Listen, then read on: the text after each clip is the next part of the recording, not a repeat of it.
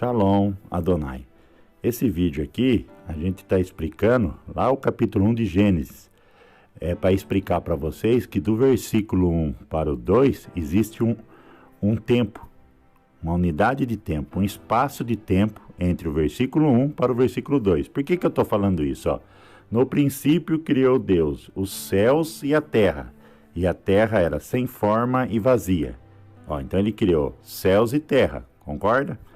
Agora, e havia trevas sobre a face do abismo, e o Espírito de Deus se movia sobre a face das águas. Aí eu pergunto para você, cadê a terra? A terra sumiu, porque o Espírito dele pairava sobre as águas, então não tem mais terra. Então o que o Criador quer dizer aqui no primeiro versículo de Gênesis, que a terra já tinha sofrido um juízo. E quando você vai para o hebraico, por isso que eu falo que é bom você sempre traduzir as escrituras para o hebraico. Porque no princípio ele está criando a primeira terra. Criou Deus. Criou é bará no hebraico. Bará é trazer a existência do nada. Trazer da antimatéria para a matéria. Do mundo espiritual para o mundo material. Do mundo invisível para o visível. O Criador não é criatura. A criatura, nós vamos fazer algo, é por etapa. A gente vai transformando a matéria para se transformar no que a gente quer, o objetivo final. O Criador não, ele já traz pronto, ele não é criatura, ele traz a existência do nada.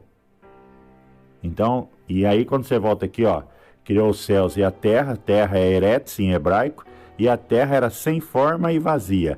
Aqui não era, foi mudado, tornou-se, ela tornou-se sem forma e vazia. É verbo agitar no hebraico. E quando fala aqui, sem forma e vazia, ela sofreu em hebraico um tohu vavohu. O que é um tohu vavohu? É assolada, destruída. Então, lá em Gênesis, ele está mostrando que a terra está destruída. E a terra está afundada nas águas.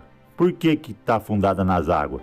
Vai para o versículo 2, E havia trevas sobre a face do abismo, e o Espírito de Deus se movia sobre a face das águas. Se ele fez céus e terra, como que o Espírito de Deus pairava sobre as águas agora? Cadê a terra? Tanto é que água não é mencionado na criação do Jardim do Éden. A água já existia, ele não mencionou. Tanto é que água é um mistério. Então você vai lendo as escrituras com calma e pedindo compreensão para o Espírito Santo e pegando no hebraico, você vai compreender muita coisa. Então quando você pega do versículo 1 para o versículo 2, existe uma unidade de tempo. Claramente, a ordem, se fosse o correto, ele teria que o segundo ser o primeiro e o primeiro ser o segundo, o versículo. Porque se ele criou céus e terra, e no segundo o Espírito de Deus pairava sobre a água, porque a terra tinha sofrido um juízo. Então, quando você tem o primeiro versículo, vai ter uma noção de tempo. Então, quando Adão e Eva estão lá no Jardim do Éden, você tem que compreender que o Jardim do Éden foi criado no meio de uma guerra. Lúcifer e o Criador estão numa batalha. Não é a primeira terra, o Jardim do Éden. Tanto é que o tempo da matéria do Jardim do Éden é 7.000 anos.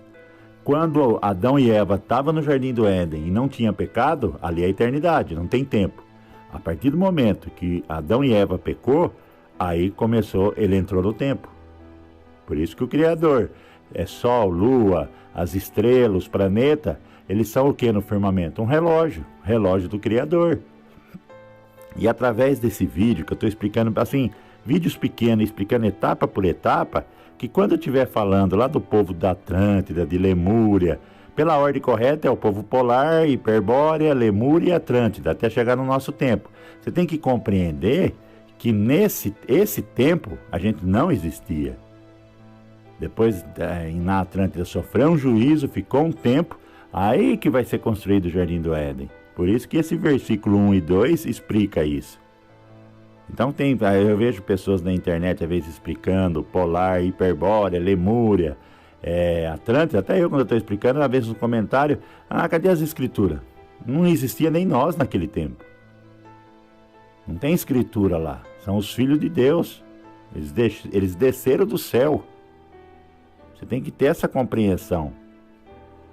Depois eles vão entrar no nosso tempo, através do pecado de Adão e Eva, eles entram no nosso tempo e depois eles vão coabitar com as filhas dos homens.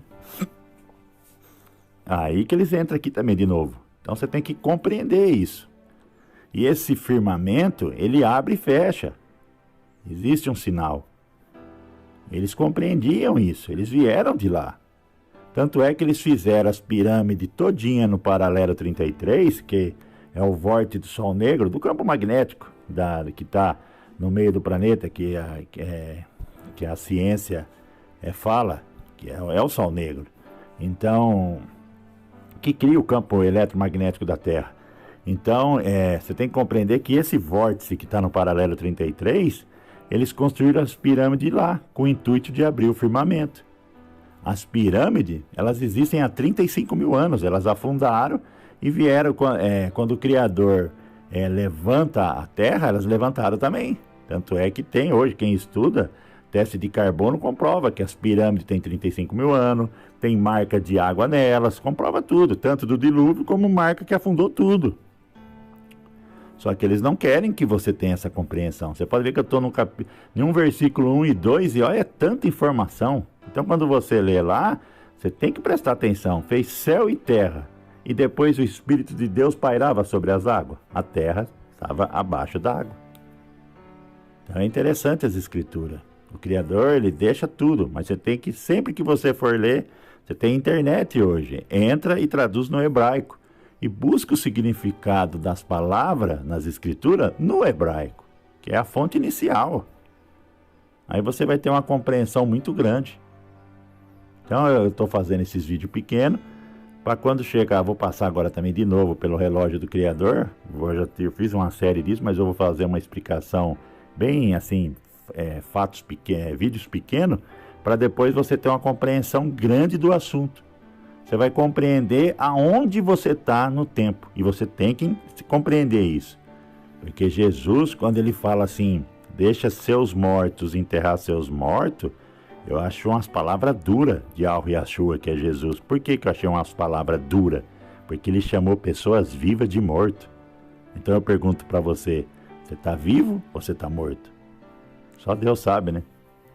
Então a gente tem que acordar e começar a tentar enxergar essa matrix, compreender as escrituras. Porque o Deus desse século, ele vai tirar o entendimento das pessoas.